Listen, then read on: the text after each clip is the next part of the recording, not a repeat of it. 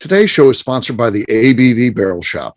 The ABV Barrel Shop is located in the St. Louis metro community of Arnold, Missouri, and is the world's first single barrel only liquor store. This business is owned and operated by Steve Akeley and Jim Fosnot.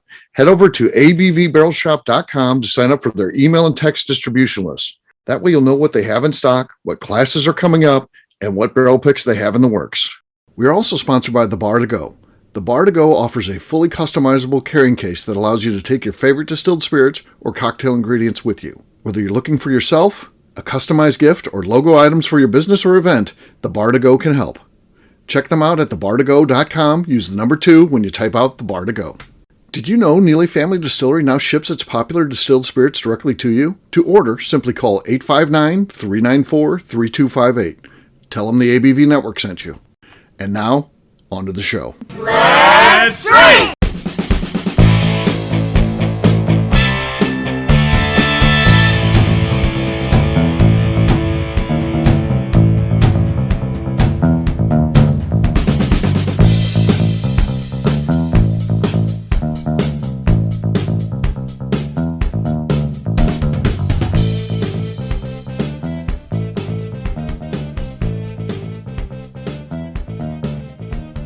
Welcome to the Bourbon Daily, the podcast about everything bourbon delivered to you every day of the week.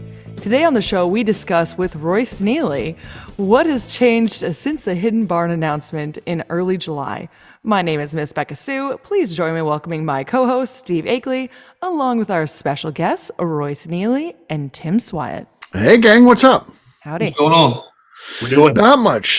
So, yes, should be interesting. We're going to be talking about Hidden Barn. How has life changed? July 5th. I always remember where I was at when that went down. I was laying down on my couch, and here comes the announcement. Remember where you were at. It was one of those moments in bourbon. It was that big of a deal. So we'll find out about how life has changed after that. We'll get to that after the break. For right now, Tim, you said there's something you want to talk about. What is that? Yeah, so I've got a family of 5, but I've got 4 at home now. One's married off now and on his way. And family pizza night comes up. It's usually it's migrated to Thursday nights because they just want to start the weekend earlier. They're getting older, they're getting smarter, which I appreciate. But it's like now I got to order. Oh, I don't like this, I don't like that. They're still picky eaters. So every now and then I'll order a calzone, and nobody asked for a piece of my calzone because I'm going to eat the whole goddamn thing. I'm tired of waiting for you people complaining about what you want for food. Right. So, yeah, Royce is kind of looking at it. So I always joke around with Chicago pizza is pizza pie.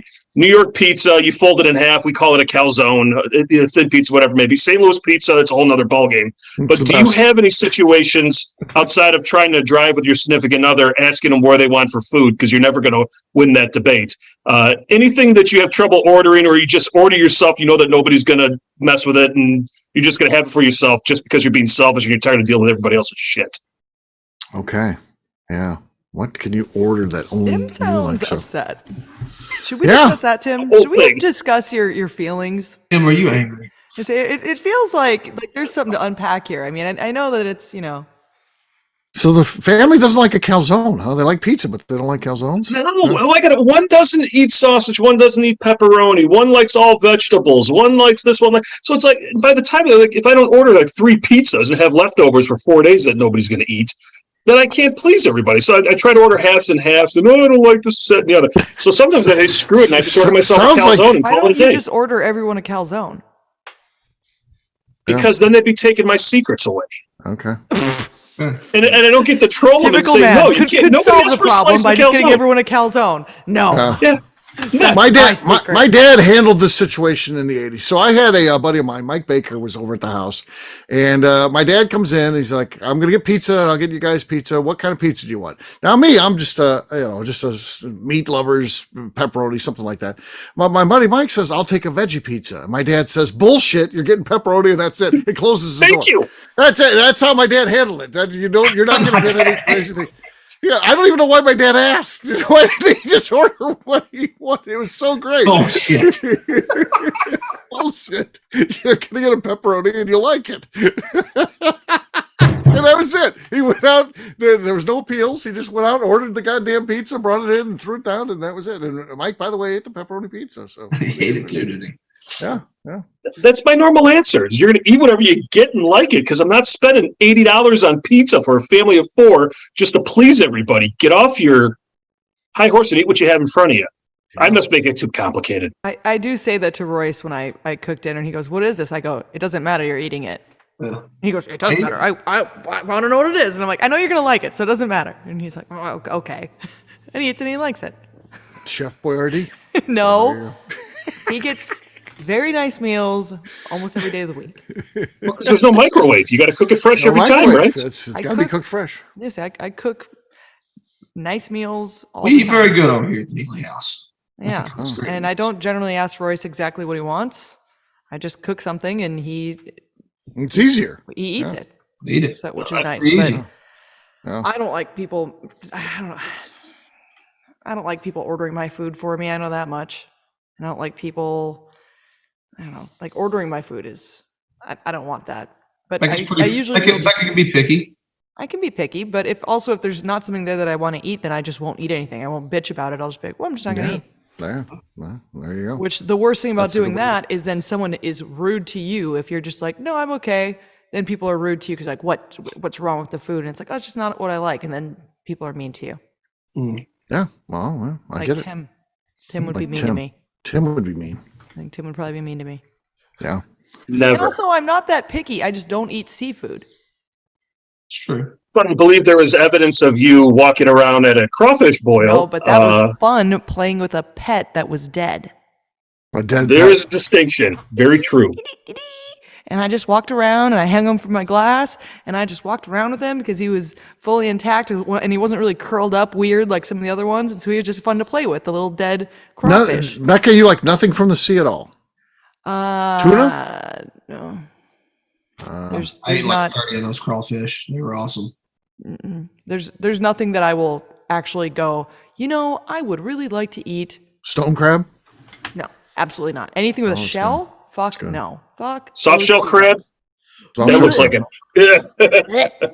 Yeah, no, I'm fine with no any sort of shell on it. Absolutely not. I will have a bite or two of some sushi. Octopus? Ew. No. Emphasis on the puss? Octopus? No. It's Tennessee. No squid. No squid? Okay. I don't like seafood. I said I just don't like. I like some sushi until I remember that it's sushi. Manatee? And then I don't Do you like it. manatee? Ooh, Though I manatee's would good. kill someone if they were eating manatee because I love manatees. You ate some of that shark, didn't you? I took a Shark? bite. I say What about I'll shark? try. That's the thing. I'll try anything, but I don't enjoy it. Like I've tried it and I'm like, nope, that's fucking disgusting. It's still gross. What about just semi in the water, like an alligator? That's not from the sea. Maybe I've tried some alligator like jerky. It's pretty I good. think, Alligator's but pretty good. I don't really want to eat alligator. I've had rattlesnake. That's not good. What frog legs, honey? If I go get some frogs, will you fry them up for us? Frogs. No. Escargot. Get some Yuck. snails. It Clean them needs up. to have fur. It's got to have fur for me to like it to eat it. Well, It's got to have. There's a some lot where sort we of- can go with that one. huh. So,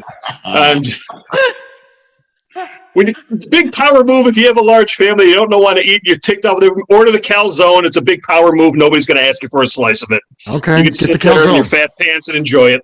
There you go. Fair enough. All right. Well, guess what, gang? It's time to drink. Tim, you're going to go first this time. What do you got? All right, I've got one of the old 7-year-old bakers from the original packaging. Nothing. Nothing. Tim, I don't know that your David, mic you're on my works. side. Doesn't Yes. pick up corks at all. So, No. all right. Next up is Royce. He's ready to go. What do you got there? I've got some Hardin's Creek from Jim Beam. Oh, Mm-mm. nice. My buddy, Freddie No. Okay. That was a collaboration with him and Wes Harden. We got together and worked on that one.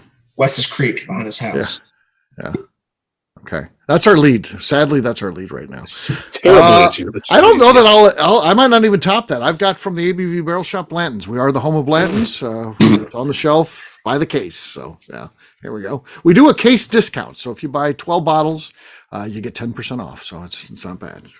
We do a lot of Blanton's. Here we go. Royce has still got the lead. As sad as his was, cute. Mine was even worse. So, and Tim had nothing. His was not even audible. So, Beka, Pathetic. this is yours to win. If not, Royce has got it. What do you got? I've got some Buzzard's Roost sipping whiskey. This is the toasted barrel of straight rye whiskey. Okay. It's supposed to be coming soon to the ABV Barrel Shop. We had a sit down this week, so they're supposed to do their paperwork. Okay. I think Royce won. Royce won, especially with the bad form there. You hit the microphone. You smack the mic. I didn't hit the microphone. I hit. Something moved the microphone. I've got the video. Yep. I've got the video. The microphone moved. It moved. No, there's some point deduction there. Yeah. Which yeah. I won. You won. Good job, you won, Royce. Royce. Yeah. Cheers. All right. We'll take a quick break, and then when we come back, we're going to talk about what has changed since the Hidden Barn announcement. We'll do that in just a few.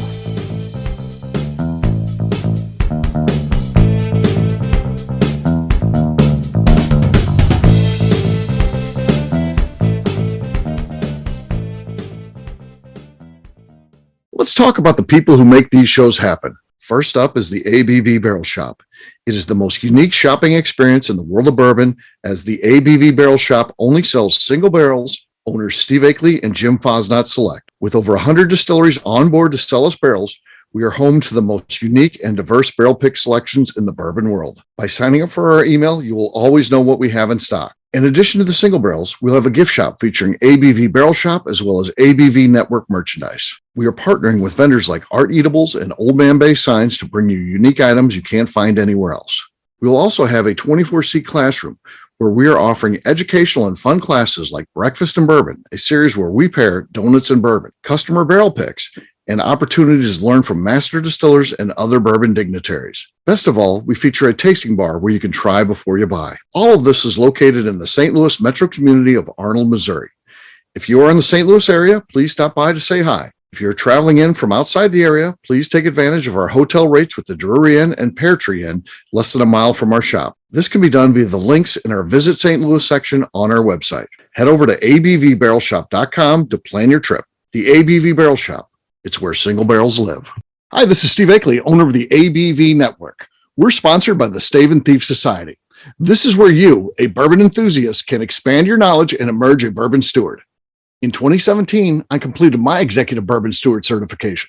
It's the most comprehensive bourbon certification program available and connects you with an expansive network of bourbon enthusiasts and professionals. Check out the full listing of in-person and online certifications and join the society today by enrolling at staveandthief.com. Okay, let's talk about the Neely Family Distillery. In 2018, I met Royce Neely at an industry event. He started appearing on our shows, and we became friends during my frequent trips to Kentucky. Today, he is amongst the leaders of young distillers leaving their mark on the bourbon industry. A visit to Neely Family Distillery yields insight on their unique family history, why their products are special, and gives you the opportunity to taste their whiskey, moonshine, and creams.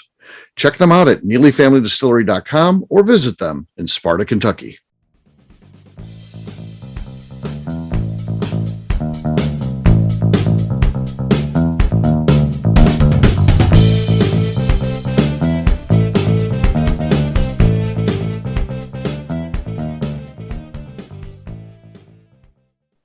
This is Denny Kennard, and my altar drinking Edo is Freddie Miller. I'll drink to that. Welcome back to the Bourbon Daily. Today we're talking about Hidden Barn and what's changed. Yes, we are. So, July 5th, I mean, obviously Royce, has been involved in this from the beginning, when you're talking about putting together a deal, he knows about it, but things change and you can imagine what it's going to be like, but I don't think there's any scenario where you can imagine what something that big of an announcement is going to be like until it happens. And then it becomes your life. Then this thing explodes. So the question to Royce is going to be as simple as we'll get it started with what's changed since July 5th when this announcement came out. There is a lot of demand for Hidden Barn. That is what's changed. I mean, a lot, which is fantastic and it's cool. But it is a lot to manage, and I'm watching. My partners and I deal with like telling people no. and there's a whole thing that comes with doing that. And, you try not to make anybody mad or hurt, distributors' feelings and things, but, we only have a limited amount of stock, and, it takes a while for Jackie to be able to batch and blend them and play around with the barrels. I mean, it's not like coming here and get it done like this type of deal. There's a lot of work that goes into it. Yeah. Yeah. So at the distillery, have things changed? Do you see more people coming in and, visiting Neely family, but they also want to talk about Hidden Barn, or what, is there a Hidden Barn here for sale in the gift shop? What do we talk about Hidden Barn on the tours? Is things changed like that too there at the home of Hidden Barn, which is Neely Family Distillery? I feel like that's a me question. Okay. 'Cause I'm up front often. We do get a lot of people in now that are coming in looking for Hidden Barn, asking about Hidden Barn, and something that because we don't have any, obviously, but we do, sort of, in the sense that what Hidden Barn is Neely Family Distillery. Right. And so we've told our guys don't just say sorry, it's sold out in 45 minutes. Don't say that. We can say the Hidden Barn sold out within the first 45 minutes of it being on the shelf. But everything that Hidden Barn started as and that it came from is everything that's in here. All the Neely family bourbon, that's what Hidden Barn is. Yeah. And it was sort of so if you want to buy some bottles of that or give it a taste, you can do that. And we've had a lot of people who've come in looking for Hidden Barn that sit down and taste our single barrels in the gift shop, and they really like the single barrels. And they're like, yeah, I never even really knew to come over here or whatever. And so it's gotten us a lot of good press. And I've definitely noticed a different, there's always the normal tourists that come in, Bourbon Trail tourists, but I've noticed a lot more, clubs have been coming in lately, and coming from Barrel Pick somewhere else or doing something, and then they just stop in to see us. Mm-hmm. And I'm not saying that never happened before, because it obviously did happen, quite a bit before as well, but it feels like in the past, month and a half, however long it's been, month and a half, that there's been a lot more from what I've noticed, just people that I don't know would always have stopped in here prior. And obviously they ask kind of about the Hidden Barn, or they look around, they see it's gone, and then they go over and look at the bourbon shelf, and we chat with them about that, and then they want to do a barrel pick, or they want to do a tasting. And so I feel like we've had a different type of bourbon searchers out lately, where we had a lot of just tourism before, and now there's people going, okay, what is this about? Well, you guys know how it is. It's a big make or break when a distillery puts out the first 4-year-old product, in my opinion. That's a big statement time, and you can either do very well with it, or you can crash and burn with it. So, it was, nerve wracking, but I think that that's kind of like the club she's saying. We're starting to gain a lot more attention from, more bourbon aficionados, I guess you'd call it. Mm-hmm. They're looking for higher age or more aged things, products like that. We're getting a whole lot more attention from those people. Of course, Jackie provides a lot of, I always call it instant recognition. But she's high profile. So that's right, high profile. It's like an instant, Jackie's involved in it. She's not going to put her name on something that's subpar. It's been good for us. Yeah. Yeah. So are you receiving more inquiries now about Hidden Barn than Pappy, George T. Stagg, Elmer T. Lee at the distillery now? Has it risen up the charts yet, or? We still get those questions. Figured as much. Yeah. Where's your Pappy? I don't even more Hidden Barn now than it is the Pappy or the Elmer T. Lee. That's just such a complete misunderstanding of everything that you guys do. To walk in and be like, "Where's your Pappy?" And that's where I think is the biggest impact. I think the legitimization. If it need to be legitimized, the craft distillers that are around here doing this thing and getting more mainstream with it. When people hear craft, I think even doing some of these tastings, I'm throwing craft distillers in there. And the questions I get is, I've never tasted anything like this before. This is amazing. Where can I get it? Mm-hmm. Right. And a lot of it's a phone call to the distillery or only in that state or what have you, which I think the exclusivity still keeps that buzz going. But I think with the high profile and the education that's going around here and how much that went across every publication in the bourbon industry, if you had any hint of what's going on in any as little or as heavy as us and anything else, you all caught wind of what was going on. I think that was the big splash that brought up, wait a minute, this is something I need to pay attention to. And that opens up the doors to everybody in craft. And I'm tired of calling it craft because you guys aren't craft distillers anymore. Yeah. You know, But you could not have afforded to pay for the sort of PR that you got with that move. I mean, that was, everywhere. All magazines. It's in Forbes magazine. It's in Whiskey Advocate. It's you name it. If you were decide, well, we're just gonna we don't need that. We'll just buy ads and get the equivalent amount of publicity. You couldn't afford to do that. It's just unbelievable, the amount of publicity. Yeah. Like I said, Akeley, I thought it was going to be. I mean, you knew about it and whatnot. And I talked to you about it, Right. but I thought it was going to be a big deal. It was an even bigger deal than I thought it was going to be, and it's been really cool. Been really, really well received. Hell, we're bottling 14 barrels of it this week. Yeah. So Yeah. we're currently bottling it out there. Actually, your single barrel's next up in line. Excellent. Yes. I'm hopeful we're going to have that before the end of this month. So that's exciting. So yeah, I'm really, really looking forward to that. And I was going to talk about from my perspective. I mean, things have changed for me. I don't have anything to do with this at all. I'm not involved in Hidden Barn in any way. And I'm pretty far removed from it, other than my best friend runs the distillery that is involved in. And I'll tell you what, just the shock waves from that coming out, hit all the way in St. Louis in our store, because we have a barrel of it coming in. It's opened up new people that are interested in what we do. We have a club we call the Barrel Shop Syndicate. We've had people join just because of our relationship that's going to be bringing in that barrel. They want to be able to secure their bottles of Hidden Barn, so they join the syndicate, which is unbelievable. And then even people from out of town that want to drive in and get their bottles. We got a guy from as far away as New York that joined the syndicate because he called me about Hidden Barn. And I'm like, he's like, how can I make sure I get bottles locked in? And I said, well, there's only one way, and that's to join the syndicate. And he was like, all right, I'm in. So it's pretty cool stuff. So yeah. Good. So yeah, things are going well, and I think it's just going to get bigger. I mean, batch number 1 is out. People have gone crazy for it, and reviews are great. People are loving it.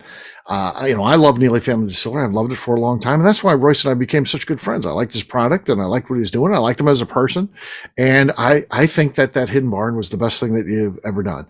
And it's that combination of what Royce does, making the great distillate, and then the aging there, but then Jackie takes this combination of barrels and then elevates it even further. She takes something that the sum of the parts is better than each of those barrels individually. So she has that sort of skill that can take something that's great and make it even better. And I mean, I think it's the perfect combination of Royce Neely, Jackie Zykan, and then the other two behind the scenes, doing all they need to do to promote it and get it out there and all that kind of stuff. So it's a great team. You guys got a great team. So it's cool. Steve, you just. Well, go ahead, Royce. Finish up. No, guys. I'm always going to say, it's been going good so far. The team's been working good together. I mean, it really has. It's been going great. Yeah. I was just going to say, I think the whole blending is trending thing that Steve, you and the movies about and everything like that, the whole shebang. How far out ahead of that was I? Because It took a year. It takes a year to get made. It's been out a couple of years already. So you're thinking, I saw this trend coming. Yes. So that was, I guess, 2017 when Freddie No came out with that. I said, this is going to change. Blending is going to become a thing because, certainly the craft world was doing it. And then when Freddie No jumps in, and I'm like, if Beam's doing this, it's going to be a thing for everybody. And it is a thing now. Yep. So yeah. So no, you're right. I mean, we're tired of calling it marrying and mingling and hiding behind the synonyms of you're blending whiskey together. And it's not a bad word anymore. Small batch. It's not a bad phrase. It's not taboo anymore. It never has been. Yeah. Watching the artistry of what goes on, and even with our little ABV network blending competition, we've done. This will be our 3rd year coming up here soon. And watching just the amateurs making new products and making new artistic creativity, seeing that happen is something that I think it's out of the shadows now. This completely blew the door off of that if it wasn't already. If anyone was smart, they'd hire Justine Mays immediately. Right. What I like about that contest is the fact that Justine's been at the top spot every year. Tim's been up there. There's another guy, John Kelly. Is it an accident that the same people keep being, in the top, or is it, or are there people that are actually better at tasting individual flavors and saying, hey, this is going to go together, and here's how I do it. Now, I don't know how that works because I don't have that skill, but there are people who can taste things, different things, and say, okay, I need to put, and they for some reason their brain works. They're like, I need to put about this percentage in here, and it's cool when you know people that can do that, and it's awesome. So Tim, maybe this will be your year, man. Maybe it'll be We'll see. Hoping. If I He'll can finally beat continue to Justine. coattail off Justine, so be it. I'm fine with that. Yes. Because she earned Yeah. every darn one of it. I was We're just working happy to on be that. named That's- in that running with. It's coming in October. It's sold out already. So this year it's Beat Bronner. So Bronner, of course, does the blending for Buzzard's Roost. We're going to have 2 of Royce's products, 2 of Stump's products, and then I had gotten some White Dog that I aged at my house, a rye whiskey from Stump. That's going to be in there too. So that's one of your 5 offerings is the Shy Rye, as it's called. So yeah, so. That's part of it. That's part of your blending kit, which is cool. It was aged in my backyard. Yeah, bonded warehouse number 1.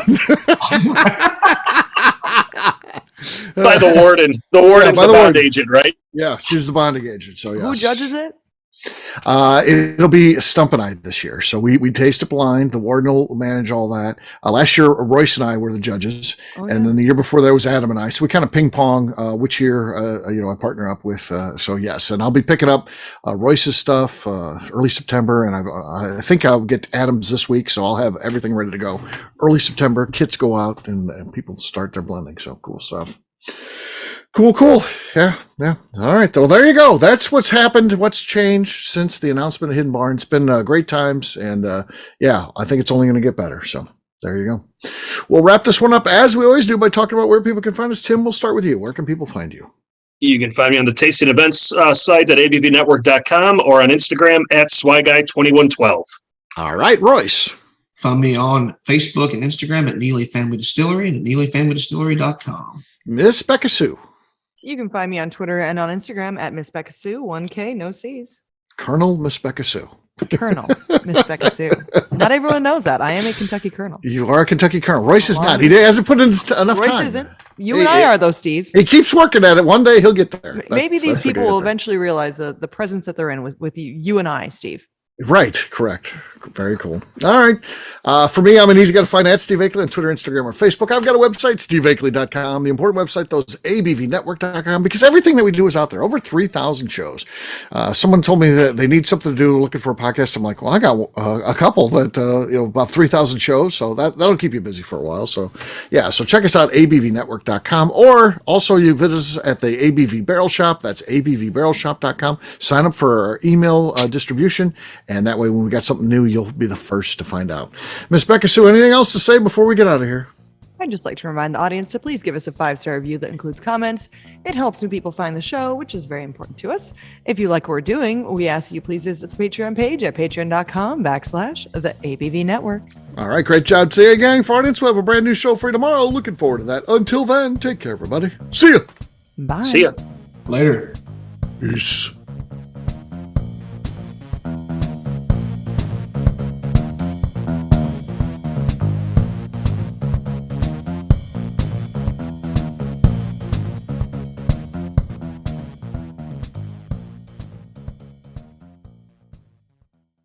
Before we finish the show, let's talk about some great companies that support the ABV network. First up is Moonshine Still Pro. Moonshine Still Pro has a full line of products to help the home distiller.